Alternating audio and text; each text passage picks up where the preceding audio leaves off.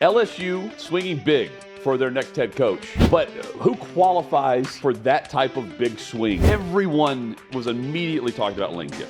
I think Chris was referencing Saban. Urban Meyer, name me another guy who's available who's won a national championship at two different schools, because Nick Saban's not taking your job. The worst thing that can happen is if LSU goes bargain basement hunting, you could be making the USC mistake all over again. Yeah, there are different levels to a Power 4 coaching search, right?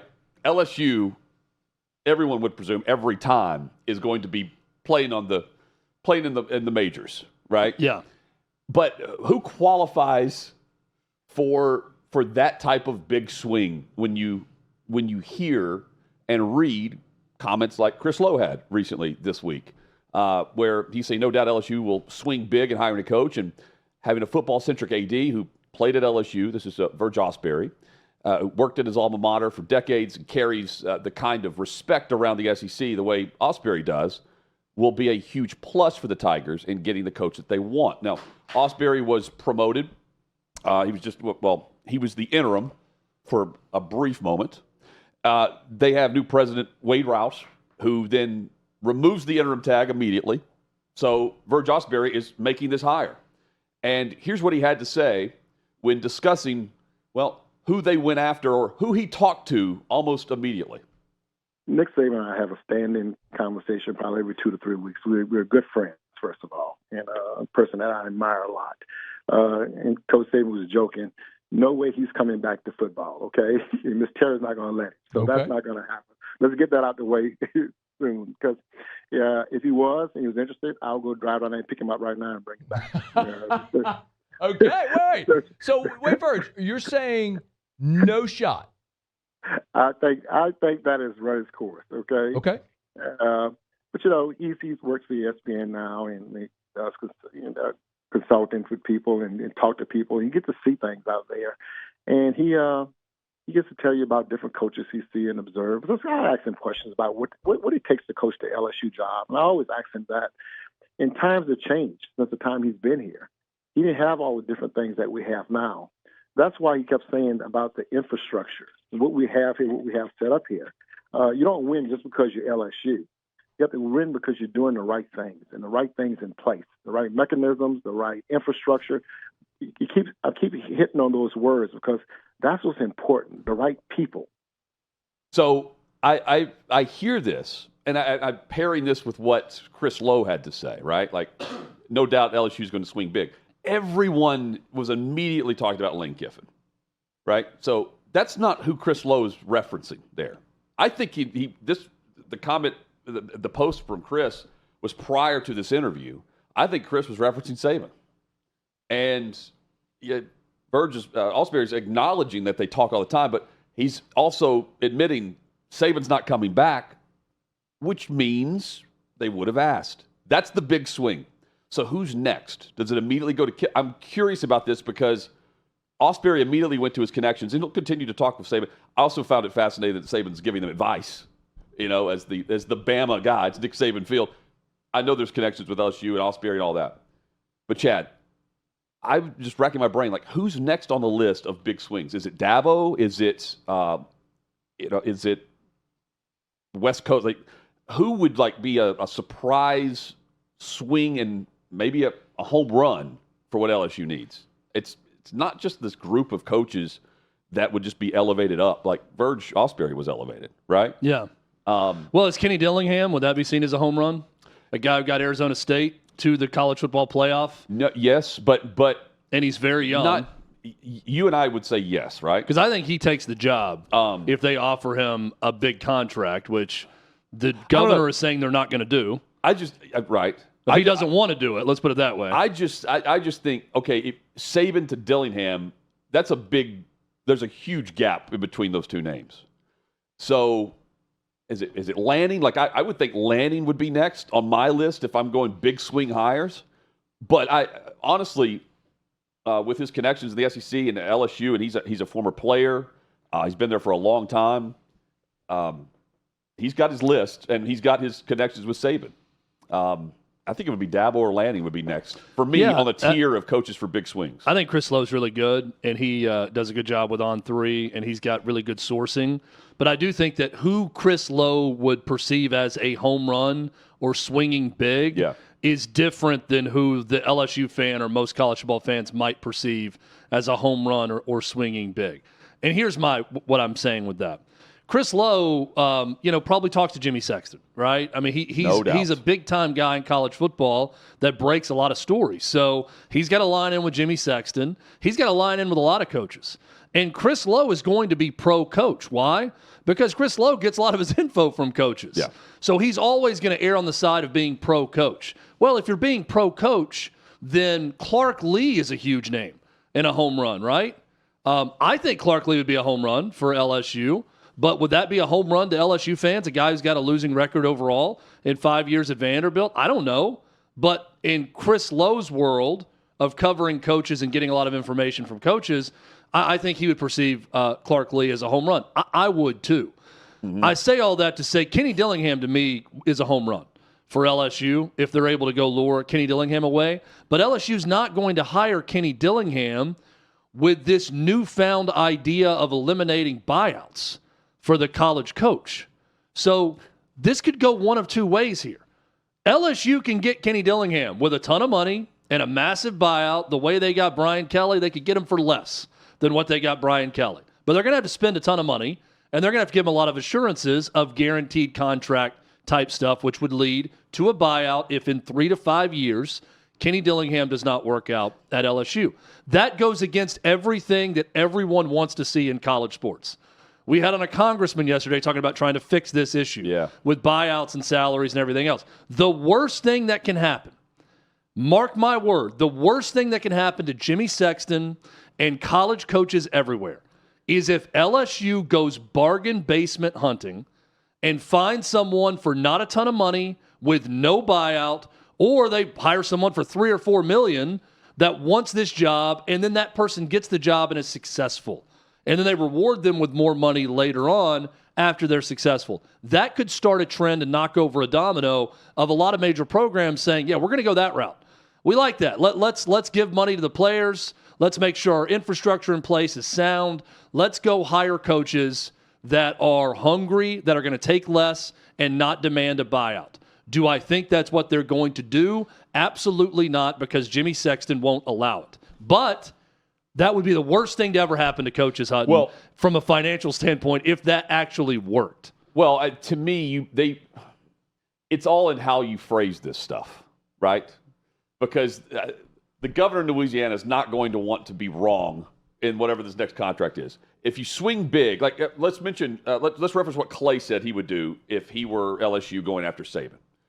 Clay was just like, I'll give you, it's a 4-year contract, $25 million a year, fully guaranteed. Well, there's no buyout with that. It's fully guaranteed. It's $100 million. Because you're not going to fire them. Right, but within 4 years. It's fully guaranteed. You would think. If we fire you, it's guaranteed. Right. There's no buyout. That's the buyout. Like, it's whatever's left in the contract. But we did a contract with no buyout. So, I think it's how this has all worked because, quite frankly, it sounds like I don't have the Cajun accent. Yeah. But it sounds like that's what I would say something like that. You would say something, we're going to do away with these buyouts. We're not going to do a contract like this. Good luck finding a coach that will do that. Because if it's hard to find a coach who will turn down an opportunity to have his name in the hat right now. Like Clark Lea may want to stay at Vanderbilt, but Jimmy Sexton doesn't want another head coach to say, I'm staying put, because it drives up the price for every other coach. Plus, it gets your other client a raise. So you don't want to take your name out of the hat. He can double dip. So if that's what he's trying to do, he's going to get some money from the new contract at the new school and getting them a raise. And ultimately, he represents his client and wants what they want. But what's best for Jimmy Sexton is, I'm going to get Clark Lea another job and get one of my clients the Vanderbilt job. It's hard to believe. Then you're double dipping and you're getting more and more money. Yes. Right? And then the school that's going to hire, that's going to now have a vacancy for the Vanderbilt job, I'm going to get one of my young guys to get that job. Right. And it's hard to believe that Jimmy Sexton's going to take an L on anything here, because every single year the trend is there's a new bar that's being set for coaching salaries in college football, buyout money. we're going to reach like $1 billion in buyouts over the last decade in college football, something like that. It's ridiculous, but that's just the way it is. And I think it's all semantics on how something's phrased. I just don't. There's no way you go from a big. You can't take a big swing and not give a huge buyout to a coach. It right? also so, doesn't this just kind of the Chris Lowe report? Doesn't it sort of set LSU up for failure? And what I mean by that, in the eyes of the fan base, because now it's they're going to swing big, and you said it. He's already talked to Nick Saban. Yeah. So now it's like, this was the guy. This was the big swing. And then if it's anybody that's less than Lane Kiffin or, I don't know, is Eli Drinkwitz a big swing? Maybe. If it's not someone in the conference that you raid the other program, the fans are going to say, boy, we swung big and no one wants the job. And now we had to settle for John Sumrall. I think or whoever that coach is. But how things have gone down, wouldn't it just be like no one wants to coach here because of the way everything went down publicly? Well, let me give you another. Right? This is the opposite of swinging big, Hutton. But keep in mind, LSU won a natty with a charismatic Cajun assistant coach that they elevated the 3 previous to head coaches. coach. Okay? Yeah. Frank Wilson is from New Orleans. Frank Wilson lives and breathes Louisiana football. He's 52 years old.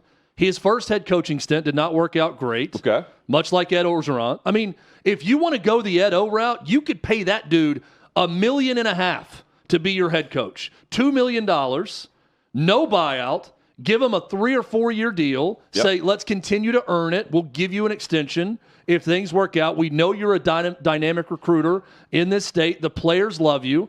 We saw it was a similar deal to Marcus Freeman getting the job when Frank Wilson was named the interim. Yes. So now Frank Wilson's got to go earn it in this stretch. If they go to Alabama and win with Frank Wilson, they've got the horses to do it. They have the talent. They could win some games down the stretch here. They've lost some close games to some very good teams, top 10 teams. 3 of their losses, top 10 teams. So if Frank Wilson wins a couple, I'm looking at long-term structure of the sport. That would be bad news for the Jimmy Sextons of the world if they just elevate that guy for not a ton of money and spend around him. But in the meantime, Jimmy Sexton will use this period when Frank Wilson would have to earn it, right, as the interim. He would use this time frame to then get raises for all the other coaches being mentioned. So that he still gets the W. Both sides would try to spin it this way based on buyout and all this. One other takeaway from the interview from Moscona and something that Verge Osbury said. He's setting the table for expectations of the program and really programs moving forward across the SEC and setting the bar. He said, like, look, we need to be in the discussion every year for the college football playoff. Like the top 16, top 18, we need to be in the mix. And he was saying, gone are the days, and I'm paraphrasing, gone are the days where a program's going to rattle off 2 or 3 in a row because of the playoff format. So we need to be in the mix. That's the expectation. And then we need to win a championship, more or less, he said, every now and then. Like, no more dynasties. We need to be in the playoff. Yes, I get what he's saying, but swinging big and having that mindset, it's a different way to approach it than because everyone's setting the bar as you got to be what Clemson was every other year for that stretch, or Georgia now. Alabama with Saban. Now it's just that the bar is being the top 16 moving forward. Well, jump into the pool because the water is warm, buddy. Because there are all but about 3 or 4 teams in the SEC have that same goal every year. And not 12 teams in the conference aren't going to be in the playoff mix up to Selection Sunday or of the playoff, right, until the end. So what is in the mix, right? Like, you had half the conference still in the mix on November 1st. Well, Tennessee loses to Oklahoma. They're eliminated. Yeah. Others will get eliminated this weekend, right? Missouri could get eliminated this weekend. But now there's, 7 teams still in the mix? Okay, is that good enough? You're into the final month of the season. You're in the mix for a college football playoff spot. Those are just words to me that sound great. And I get it at LSU. He's saying LSU's not relevant. He wants to be relevant. I get it, yeah. And I get it at LSU. I just kind of laugh because I'm like, everyone can't be in the college football playoff or in the mix every single year. You know who's going to be in the mix every year? Ohio State. Oh, yeah. Because no one in their conference outside of Indiana is challenging them unless Penn State gets the higher right, unless Nebraska steps their game up, unless USC gets less soft. And you may not even have to Oregon challenge maybe can be there, but there's just not a ton of competition for a program of that stature. And you may not play them. in that conference. You may not play Indiana to challenge them. Right. You know, right? So I don't. That sounds great, and I agree that LSU, if you're a fan, you're thinking, let's be in the playoff mix year after year. That's what every single program in your own conference is striving for. And those are the expectations of every fan base. Again, except for, Vanderbilt's expectations are certainly changing. That's what I'm saying. But except for Kentucky, maybe Vandy. There are some that would say, okay, if we're in there every 4 or 5 years or in the mix, we're fine with that. And I started the week by saying, like, this coaching search, this opening, the carousel is the most important we're going to see for impact in the SEC, because now you have programs like Vanderbilt, Missouri, Ole Miss, who has already done this a couple times with Kiffin. They will join the group that they haven't really been a part of. Yep. Ole Miss set aside here. Are they going to pony up and pay top 10 money to their coach with large buyouts and become a football school? Indiana just did that. Nebraska just kept Matt Rule. Is Vanderbilt about to do that with Clark Lea? I do know whenever it was who was in town? It was the Missouri week, Missouri Vandy for game day. Vanderbilt had a board meeting about how to address Clark Lea moving forward in the contract. So they're already planning that. But what's it going to take, right?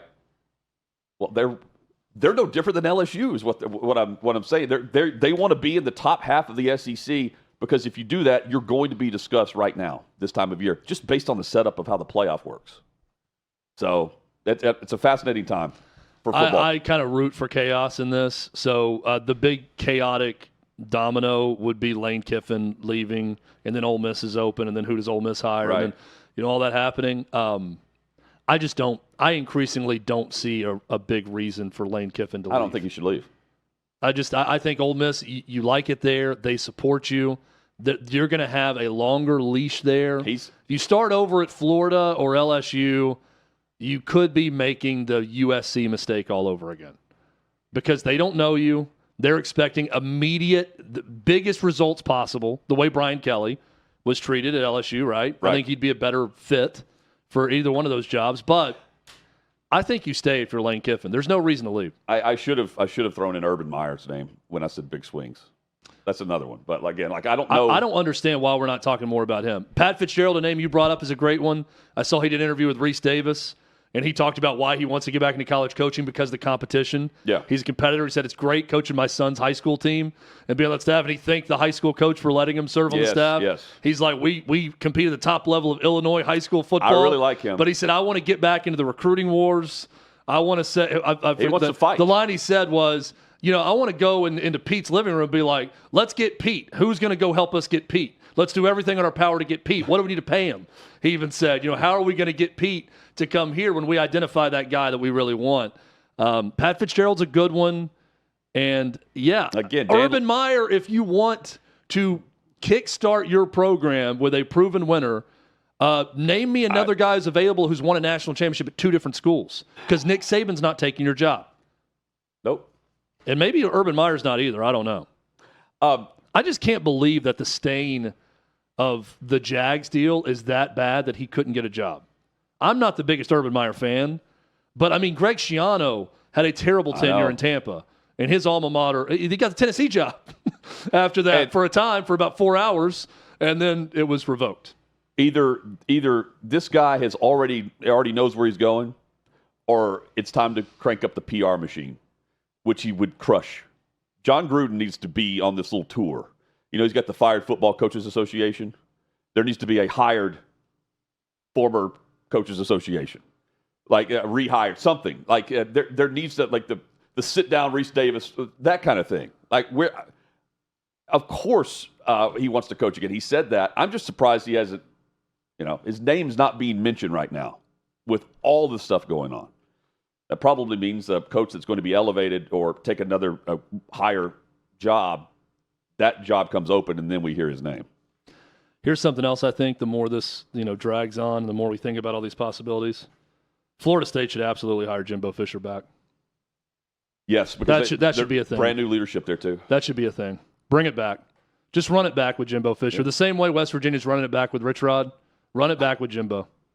The landscape of college football, it can be evidenced just by looking at Chad Withrow's top 10 games of the college football weekend. Let's check out the best matchups. Need more reasons to watch college football? It's time to bang some hats. Here's Chad Withrow's must-see games this weekend. Nada, to quote Office Space, not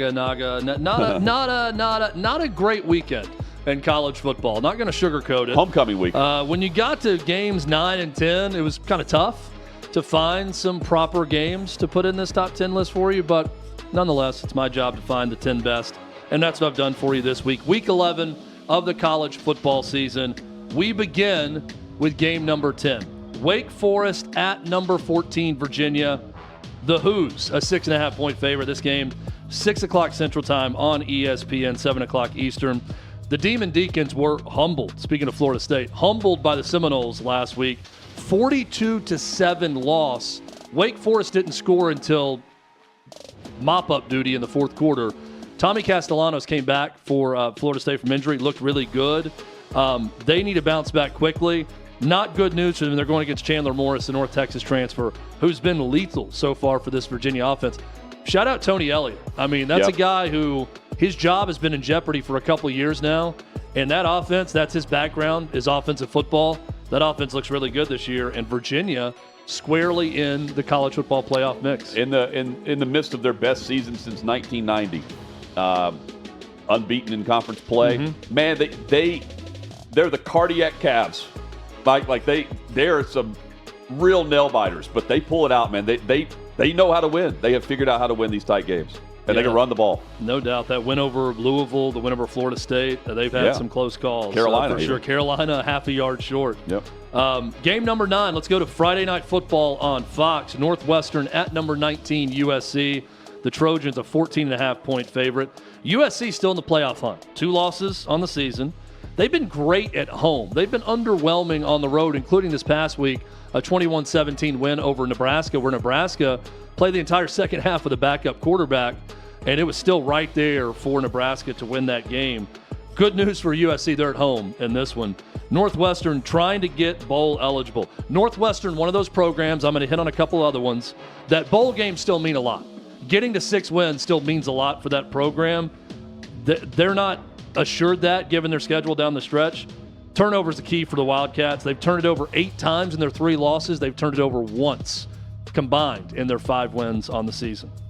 Game number 8, let's go to the SEC. Auburn at number 16, Vanderbilt. The Doors, a 6.5-point home favorite, 4 p.m. Eastern, 3 p.m. Central on SEC Network. Eli Stowers went off in the fourth quarter against Texas. 7 catches, 146 yards, including a 67-yard touchdown in what was a furious rally by Vanderbilt in that fourth quarter. Does Auburn get a DJ Durkin bump right now? Their defense has been very good. They've held opponents. No one scored more than 24 against this Auburn team. He's been mum on the starting quarterback, whether it's going to be Ashton Daniels or Jackson Arnold in this game. Does Auburn play free? Do they play loose? Do they look differently on offense now that Hugh Freeze isn't hovering over them? This is a big-time trap game for Vanderbilt. I'm putting Vandy on upset alert in this game, Hutton. I think they win in a close game, but I think Auburn, if they're motivated, which I think they're going to be, they got the defense to muddy this thing up and keep it very close. It feels like the Missouri matchup all over again. Yeah. That we saw play out in Nashville. I'm curious about the crowd, the Auburn fan base that bought these tickets prior to the season. Just how things have gone down. And I think this comes down to Vandy with a spark, with a kickoff return, with an early touchdown. That changes the entire mood of the game. If Auburn gets off to an early, a big drive, early lead, the Tigers are going to be in the fourth quarter. If it comes down to, and I think it will, like who's going to make a play, Ashton Daniels or Jackson Arnold or Diego Pavia. Yes. Diego Pavia and Eli Stowers are going to make a play. That Vanderbilt offense will make a game-changing play at some point, and if it's close enough to be decided by that, the odds are in favor of Vanderbilt. And let's say this: Auburn's defense will be ready to play because that number one, they normally play very well. Number 2, all the trash talk with Pavia from last year. Yeah. You know, there's a little added emphasis there. That'll be fun. And one final thought. If you want to know where Clark Lea has taken the Vanderbilt program, listen to his comments after the loss at Texas. Vanderbilt's loss at Texas and his reaction to it is way different than anything we've seen within the Vanderbilt program, considering the opponent, the name recognition, and the allure of Longhorn football versus Commodore football. Yeah, the expectation level is not the same, for sure, with inside those walls. No, they believe it. They're favored, and no one's batting an eye about this against Auburn. No, I am. I'm putting them on upset alert. But, yeah, no one else is talking about that game for sure. Game number 7, Tulane at Memphis, another Friday night special, 8 o'clock on ESPN. The Tigers, a 5.5-point favorite. This may be the most important game of the week. Why? This could decide who that group of 5 representative will be in the college football playoff. Straight up, winner of this game. If Tulane goes on the road and wins, they're going to have a shot. Memphis trying to hold off everyone else. Right now, they're going to be that team in the playoff. Hutton, it's also a showcase for 2 coaches that are looking to move up. John Sumrall versus Ryan Silverfield for Memphis. I think both these guys are going to get better jobs at the end of the season, but nothing like a showcase game that you can watch on Friday night, unless you're a YouTube TV customer, on ESPN, between 2 coaches that want a big-time job. I think Ryan Silverfield makes a lot of sense for Arkansas, by the way. Yep. I agree. Also, I don't know why, it's odd to see Memphis in with a loss. Yeah. At this part of the season.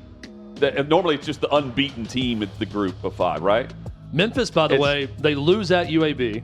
The first week Trent Dilfer's fired. Right. UAB's not good. Memphis is 8-0 against the spread in every other game. They have handled business and then some in every game. They had 1 lapse in that game on the road at UAB. Every other game they've exceeded expectations in their game. So will they do that again? Do you have the line on this? It is 5.5. Memphis favored by 5.5. Line's gone down, by the way. I think it's maybe down to 4.5 now. Started at 7.5 or 8.5. Game number 6 this week. This is one we thought was going to be huge. Definite top 3 game going into the season. Not so much now. Number 2, Indiana, a 15.5-point road favorite at Penn State. This is the big noon kickoff on Fox. Penn State's supposed to be competing for a national title. This is one of the stranger collapses that we've seen in recent history. They've lost 5 straight games so far this season. If they're going to pull an upset, they got to stop the run game for Indiana. You got to make them one-dimensional because Indiana has been really good through the air and on the ground so far this season. Their quarterback, Penn State, now that Drew Allar's out, is a guy named Ethan Grunkmeyer. Old Ethan Grunkmeyer's yet to throw a touchdown. Now, granted, he's played some really good teams. Iowa, really good defense. Ohio State, obviously very good. He's going to need to throw a touchdown pass to hang around in this game against Indiana. And really for Indiana, Hutton, they got 2 cakewalk games after this. They're 12-0. If they avoid this, they're a more than 2 touchdown favor. They're going to be 12-0. Let me just this is also a cakewalk. Yeah, I think so. Could be. They have won their last 2 games by combined 95 points, I believe, Indiana. I mean, this sounds crazy to say. Double the spread. Woo! Double the spread. Yeah, this could be the old Kurt Signetti special where this he's is running it up. 1-800-ASK-WILL. Could be. Will game number 5 be 1-800-ASK-WILL? That's the question. Number 5, Georgia, 8.5-point road favorite at Mississippi State, 11 a.m. Central, ESPN kickoff. State snapped a 16-game SEC losing streak when they came from behind. They were down 14 in the fourth quarter to Arkansas on the road. They come from behind. They win it by 3. Speaking of teams that are good against the spread, Mississippi State's 7-1 this year against the spread. Jeff Levy's doing a good job. A lot of doubters. The wins aren't following, and Vegas certainly isn't following with Mississippi State. Jeff Levy believes. Yeah. State, again, this like Northwest, a bowl game absolutely matters to State. And it is not a given. They go to Missouri after this. They've got Ole Miss at home. They got a chance at home. They got 5 wins. They need 1 more win to get bowl eligible. That was it. Jeff Levy talked about. That was a big goal coming into the season, was to get to a postseason game. They're a win away from doing that, Hutton. I think this, like a lot of Georgia games, is going to be very competitive. Georgia wins. That's just what they do, right? Like, we know that. But they're never out of it regardless of the score. This game's going to be tight, though. Remember the atmosphere this past season for Tennessee when Tennessee came into Starkville. Yeah. That was hyped up as like the biggest game since whenever, right? What's this atmosphere like? This is a noon kickoff. Yeah. Kirby Smart, by the way, said a lot about that atmosphere on his weekly press conference. Yeah. And he was saying the stadium's very vertical at Davis Wade, and with the cowbells, he said, I've coached a lot of games there at Alabama. Also, it's one of the loudest places that he's played. He's talking about the atmosphere. He's talked a lot about noise on the road this year because he talked about that with Nealon. He also talked a lot about domination, and he said, we just haven't dominated anybody. On the schedule, he said, we were used to dominating people, and he said, you know when you leave the field, it doesn't matter about the score. You know when you've dominated someone.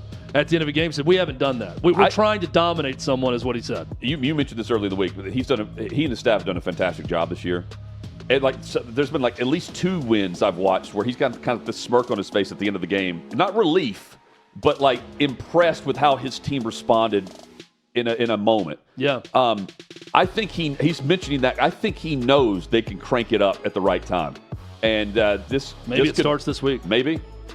Game number 4, let's stay in the SEC. LSU at number 4, Alabama. The Tide, a 9.5-point favorite. This one's on ABC, 7:30 Eastern Time, Saturday night. Garrett Nussmeier's final chance to beat Bama. Frank Wilson taking over. Players love him. Are they going to play well for him? Because they're going to play really well to beat Alabama on the road. Now, in 3 games where Ty Simpson did not complete 65+% of his passes, those 3 games were Florida State, a loss. Georgia should have been a loss on the road that Alabama narrowly won. South Carolina on the road, another game that was right there in the balance, if not for a Bama comeback late. LSU, on the other hand, they've only allowed 1 quarterback to throw for over 65%. So that was DJ Lagway in an actual win for LSU. So LSU's got the secondary to hang in tough with Alabama defensively. They got the players, Hutton. If they can make Ty Simpson just a little bit off, because Bama's run game is very ordinary, and it's been very ordinary all season, this could be a 4-quarter game. Chad, you'll remember this. We're there with the legendary Godfather, Peter Kern. Yes. All respect to Peter November of 2021, Alabama against LSU. Yep. And this game was 7-0 LSU at the end of the first, 14-7 at the half. And it ended up final score 20-14. Bama beats LSU. Nussmeier played in that game, I believe. I think that's right. I don't think he was playing then. He may have been on the team. I don't think he played, though. I'll find out who was playing. Okay. I'll find it. Nonetheless, this was like a 4-win LSU team that came in, and there was no buzz about it, and they played well. It was Max Johnson. Yeah. That's who I'm thinking of. A guy who's also still playing college football. He's like a coach. I think he's a player coach now. I think he's the offensive coordinator at North Carolina, in fact. Bryce Young, they played well defensively against Bryce Young, and it's not like LSU was just great. They just kind of played, just a gritty type game. I'm expecting something like that early, but it's Heisman season, man. It's Heisman season, and I doubt Ty Simpson plays awful at home. Their passing game is outstanding. Their receivers are some of the best in the country, and he's been very efficient, very accurate. So, no reason to believe that's not going to happen. But again, kind of like the Auburn game, I'm with you on this, though. We've seen teams get a bump with an interim coach in that first game at least. Does LSU have that? Because they have the players to go in there and win. Yes. Game number 3. Back to the Big Ten we go. Number 9, Oregon at number 20, Iowa, 3:30 Eastern Time. On CBS, the old school CBS big game is back, They actually baby. have a decent game. The Iowa Hawkeyes and the Oregon Ducks. This is a good game for the first time in a while. A stretch of 4 games for Oregon against Big Ten teams with at least 6 wins begins right now. So a tough closing stretch for the Ducks. Iowa's defense, always known for their defense and tight end play. Their defense allowing 13 points per game and punting. Very good at punting also, Iowa. 13 points per game they're allowing. Great defense. Mark Gronowski, quarterback for Iowa, Hutton. He is the only Division I player with at least 1 rushing touchdown in every game this season for Iowa. That stat blew my mind when I saw that. Iowa could hang in there defensively. They can play and keep defense, this game man. ugly and low scoring against Oregon. It's a very tough environment to play in, that stadium. So it's you don't think about hardcore road games that are difficult. Iowa doesn't come to mind for me either. Yeah. But just looking at their record and how they do it, it's one of the toughest environments. This is also upset alert right here. Yeah, and Dante Moore is coming back from a broken nose. He got busted in the face against Wisconsin and had to leave that game, and he is going to play in this one. But broken nose on a hit to the face. They only scored 21 points against Wisconsin. So keep that in mind against a better Iowa defense. I'm going to go back and look at that replay. Yeah, if you're wearing a face mask and you break your nose. It was bad. He busted face, I think, was the official diagnosis why he left the game. Game number 2, there's going to be some face busting going on in this one. Texas A&M, a 6.5-point favorite at number 22, Mizzou. 3:30 Eastern time on ABC. The rock formation is going to be rocking in this one for Mizzou. Both teams coming off a bye. Marcel Reed, another Heisman hopeful. Almost 2,000 yards in the season, 17 touchdowns, 6 rushing touchdowns. Eli Drinkwitz this week, interestingly enough, bragging to the media that he was the first one on the Marcel Reed bandwagon and was the first SEC team to offer him when he was at NBA in Nashville. So he's a full believer in Marcel Reed and his ability. Matt Zollers gets his first start for Missouri 2 weeks ago. Missouri, both, by the way, Missouri and A&M both coming off a bye. Matt Zollers looked pretty good against Vandy. 14 for 23 in relief, 138 yards, a touchdown. He can spin it. Eli Drinkwitz said, hey, this guy's main ability, his arm. He's very accurate, and there's no defense against a perfect pass. They're going to need some perfect passes if they're going to knock off Texas A&M in this one. I hate to break it to Eli Drinkwitz, but you and I were in on Reed before. We were calling this high school state championship games. Yeah. So, I don't bet against this guy. I think he's on a Heisman run. This is another matchup where Drinkwitz is pissed off for greatness after the game because another team came in and won. Game number 1. They're not being talked about. I'm with you. I think A&M wins a close. I think it's going to be close. Again, I think Missouri's got the defense to hang in there, but A&M wins. Game number 1. Let's go to the Big 12. Number 7, BYU at number 8, Texas Tech. 10.5-point line. 10.5-point favorite is Texas Tech in this game. Noon Eastern time on ABC. First top 10 matchup in the Big 12, top 10 versus top 10, since 2021. Tech has dominated every game that Baron Morton has started. 2021 was the last time 2 teams in the top 10 met in the Big 12. Florida's had 3 coaching changes. Not a good run if you're the Big 12 when you look at that stat. Baron Morton, every game he starts, Texas Tech dominates. That's why they're such a big favorite. He is the starter in this game. BYU's had 2 weeks to prepare for this one. Okay. BYU will keep this thing, I'm very confident, under the 10.5. This is going to be a close game. I mean, Bear Bachmeier will not allow a blowout. They don't turn the football over. That's why they win. BYU just doesn't turn it over. Yeah. If you give Texas Tech an extra possession, that'll be the difference in the game. Hutton, that is our top 10 well done. College football games. I like that you have Texas Tech BYU number 1. It would not be a top 10, Hutton, unless we also mentioned our big game Beth Mowens game of the week. Oh. And I think we have a big game Beth game of the week. Wait, is that a woman? Oh my gosh, it's Beth! So this game was so forgettable, I think even the Big Ten office forgot it was happening. Yeah. But it's tailor-made for the talent and the skills of big game Beth. God. Rutgers and Maryland this week. Rutgers, Maryland. Rutgers hosting Maryland. 2:30 Eastern time on FS1. I'll continue to plead with Fox Sports. Please bring Beth home so she can call games on the Big Ten Network, because every week FS1 or Big Ten Network has the perfect game. Overcast, 60 at kickoff, a little warm for big game Beth. She wants a scarf weather is what she requests. That's in her rider. That's what she wants. Yeah, she wants scarf weather. This game will be in the upper 40s by the end of it as the sun sets on Misty. As the sun sets on Piscataway, New Jersey. Fog. So this is our big game Beth game of the week. Maryland at Rutgers. And once again, why we can't figure out what she's calling this weekend. Yeah.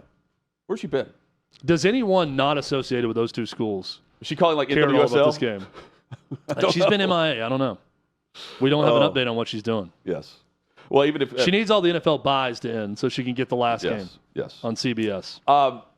We have plenty to discuss. You mentioned, I was going to say, we can't even watch Big Game Beth right now, right? Because we have YouTube TV, right? Correct. Yeah. We have to discuss what Burke Magnus has said. Plus, John McClain is about to join us. NFL trade deadline this week. Playoff push now fully begins as the second half of the season is underway.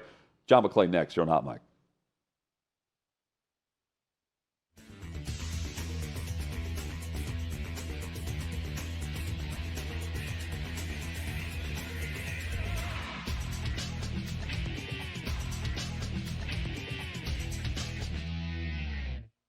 Football's finally back. So's the hard-hitting gridiron action on Prize Picks. Download Prize Picks and use code OutKick and get $50 instantly in lineups when you play $5.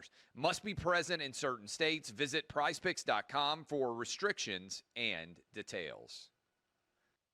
6th and Peabody, our location. Yeehaw, Beer, Old Smoky Moonshine, Hot Mike Hunting Withrow here at OutKick.com. We bring in a great friend of the show, John McClain, joins us. John, good to see you. Hope things are well. Guys, it's great to be seen, and I'm doing very well, even though my Twitter account has been hacked for 10 days, and I can't tweet or retweet anything. It's actually kind of nice, and it was good for the Texans because I would have eviscerated their offensive line and their offense in their loss to Denver on a field goal as time expired. Why would anyone want to hack your account, John? Who did you piss off? But what I'm told is whoever it is selling Bitcoin, saying I bought a Escalade. I wish I had an Escalade. I've had people saying, did you really send me this, asking me to be on a podcast with you? And I'm like, oh. Oh, my gosh. Podcast invites also? That's next level hacking. When I get back on, if I get back on, I'm going to send a message to whoever did it. We assume it's guys. It might be a woman. And I'm going to say, I have a very special set of skills, and I will find you. John, can you use those very special set of skills on YouTube, TV, and ESPN to settle this dispute that's costing a lot of people a lot of football that they want to be watching? And now Burt Magnus is saying, oh, no, the ratings being down on the SEC this week have nothing to do with the dispute. It's because there was a Game 7 of the World Series. That's why Tennessee-Oklahoma was 3 million viewers down or whatever it was the previous week in the same slot. Yeah. That's one of the dumbest things I've ever heard. They will get it settled eventually, and I'm glad I still have DirecTV because I don't have the problems that so many others do. There's one theory that ESPN is doing it to force people to go to their new app, and they say, of course, that's not true. But I do feel bad for everybody who could not watch games, not just college football, but they couldn't watch the Monday night game. Yeah, and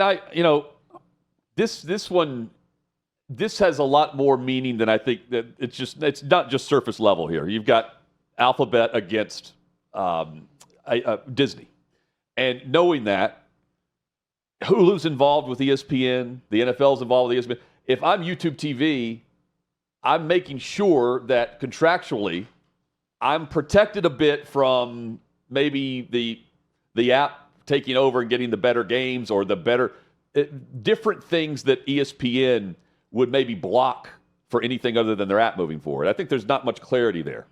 Well, you'd think they'd already done it, but then again, they're having this problem. It's affecting millions of people, and they don't care about their reputations. This is a pimple on an elephant's butt when it comes to the income from ESPN. Do they care? No, they don't care.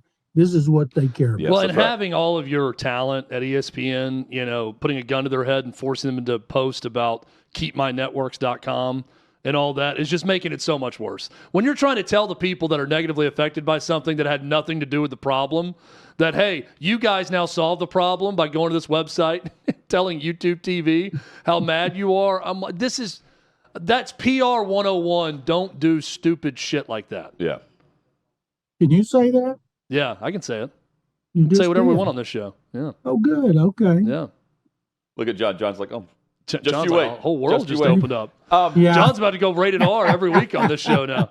John, tell us more about Spring Breakers, John. Tell us those rated R stories, please. Hey. And when it was in slow motion and they were doing the scenes on the beach with all the topless women and that. There we go. The judge in Spring Breakers joins us. It's like a 90s psycho thriller on here every week with the sex scenes from John. Hey, John, I'm not saying the Jets will make the right decisions with these picks, but this is how you rebuild through the draft at the trade deadline. You don't do it through fourth round picks with conditional options for a third. You do it with multiple firsts and elite talent. Again, not saying they're going to make the right calls, but they did at the trade deadline. And then the GM said one of the dumbest things I've ever heard. It's not a teardown. Well, they're terrible with Sauce Gardner. They're terrible with Quentin Williams, and they benched Quincy Williams, and they traded their nickel corner. So right now, people have quit talking about how bad they are, and they're talking about the future. I think it was a stroke of genius, but there's no guarantee, as you said, that Aaron Glenn is going to make it right. But at least he can't argue that he did not have a chance to get his players. And I think it was a great thing for them to do. Now they got to get a quarterback, and there's going to be a lot of prospects to choose from. And how they're rated now based on what they do in college, throw that out the window. The NFL doesn't care about that. They'll lie and say they do, but they don't. They want to see them in shorts and T-shirts. That's how they evaluate them. And if you look good in shorts and T-shirt, like Anthony Richardson did after only 13 starts, there'll be some team out there dumb enough to overdraft you. How about the price tag that Indianapolis paid for Sauce Gardner? Are they a Sauce Gardner away from being a Super Bowl contender? That's what they told us. Nobody's a cornerback away from being a Super Bowl contender. Quarterbacks make teams Super Bowl contenders, and starters don't get traded at a time like this. He didn't play very well last year. He's playing better this year. And but if more power to him. But man, oh man, you give up 2 first-round picks, and then you give up a player you drafted in the second round last year who showed a lot of potential, A.D. Mitchell, and then he had that dumb play early in the year in which he dropped the football before he crossed the goal line. He's only played a few snaps since. It's a great move for him, even though he goes from a winner to a loser. He needs to start over, and he does have a lot of talent. And defensively, John, Dallas is going to have the best interior defensive line moving forward, but they're building through stopping the run. Jerry is adamant on this. And honestly, the Titans are saying the same thing. They admitted yesterday in a press conference that Jeffrey Simmons is a cornerstone of their rebuild. Yeah, that's the organization you want to model yourself after, Jerry Jones. What the Titans are doing. That's what we should be doing. We saw 2 organizations do that. Jerry's trading for Quentin, and with their record after losing this past week. What do you make of what happened in Dallas, and what's been the reaction there in Texas? Well, because of Jeffrey Simmons' age in like 3 years, I would have traded him. Yeah, me too. Because what's he going to be, like 31 or 32 in 3 years? And realistically, they're not going to be good before that at the earliest. But I would have made that move. That would have been a gutsy move for them to make, but they should have been stockpiling picks just like the Jets are, because the Titans are maybe the worst team in the NFL again. Yes. As far as the Cowboys, that loss on Monday Night Football to a backup quarterback was one of the worst in history. They got pounded from the get-go at home at a time when they were competing for a wild card race, and they acted like they didn't care. Their defense is terrible. I don't care who they brought in there. It's not going to make a difference this season. Let's look around the league a bit. We've got Thursday Night Football coming up, Raiders and Broncos. You saw them recently, and the defense here. It's a weird deal where I don't know why Geno Smith is apparently has a good matchup. I was like, no, give me the Broncos. Well, no one's talking about the Broncos. 7-2. 7-2. The same record as the Colts. John saw the Broncos. We're not talking a lot about the Broncos, I feel like. They're being disrespected right now. Are they disrespected? It's now the second time John's fallen asleep on our show. You guys through talking about the Raiders? Yeah, no, we're asking you about the Broncos now. The Broncos, I watched the Broncos beat the Texans on a field goal with no time remaining because the Texans, let me tell you about the Texans. They're the only team in the league that's been to the 1 or 2 yard line, hasn't scored a touchdown. They've been there 10 times and haven't scored a touchdown. Their first-year offensive coordinator and play caller, Nick Caley, likes to run up the middle for an offensive line that can't get a push. It gets knocked on its tush. It's the tush push backward, and it's embarrassing. So they should have beaten the Broncos. They didn't. They lost C.J. Stroud. He's out for the Jacksonville game on Sunday here. Could be out for the Titans game in Nashville the week after. So they've lost their kicker, their best weapon, Kaimi Fairbairn. he kicked so many times against Denver, his leg got hurt. So they brought in some guy I've never heard of to kick. So I expect the Jaguars will beat them here. But Denver's defense is great pass rush. And they didn't sack C.J. Stroud and Davis Mills an enormous amount of time, but they did get good pressure, and they had a good goal line defense. If you want to tell the Titans how to win in 2 weeks over the Texans, tell them to let the Texans get to the 1 or 2 yard line on every series, and they're guaranteed of getting 3. Reverse tush push, what you're saying. That's the game plan for the Titans. Just follow Jeffrey Simmons tush. into the gap and make sure that you stop him at the 1 over and over again. You don't have to kick 4 field goals against the Titans to win. Yeah, you don't have to do much, now, that's for sure. They can kick field goals. Now, I don't know how long Amy Fairbairn's going to be out. He kicked 5 on Sunday. So if this backup kicker's in, they may not get 3 or 4 chances. But I know this, they cannot score when they get to the 1 or 2 yard line. They are last in red zone offense. They drop behind New Orleans. It's the most pathetic excuse for a red zone goal line offense I think I've ever seen. Giants-Bears, the Giants are going to have to score more than 4 field goals to beat this Bears offense the way they looked against Cincinnati last week. Is this the last year for Brian Daboll with the Giants? Is that job coming open? I think if he could finish strong, and that may be a couple of wins in the last 3 games, and Jackson Dart continues to improve, he might buy himself another year playing a rookie quarterback. When they take into account he lost Malik Neighbor, what's the receiver's name? Malik Neighbors, you got it. You got it, Malik LSU Neighbors Tiger. early in, then he lost Cam Scatterbo. So I think that the Mara and the Tisch family may take that into consideration and give Daboll another season. A lot of that, as you guys know, depends on what kind of effort they put out from here on out. But they believe they got their franchise quarterback. Now the Jets have to make a shrewd move and coach him up this offseason, and they will not have any excuses other than their own ineptness, talking about the Jets, to not get a quarterback who can be the franchise, even though they may screw it up. Are you buying or remaining in on Baltimore?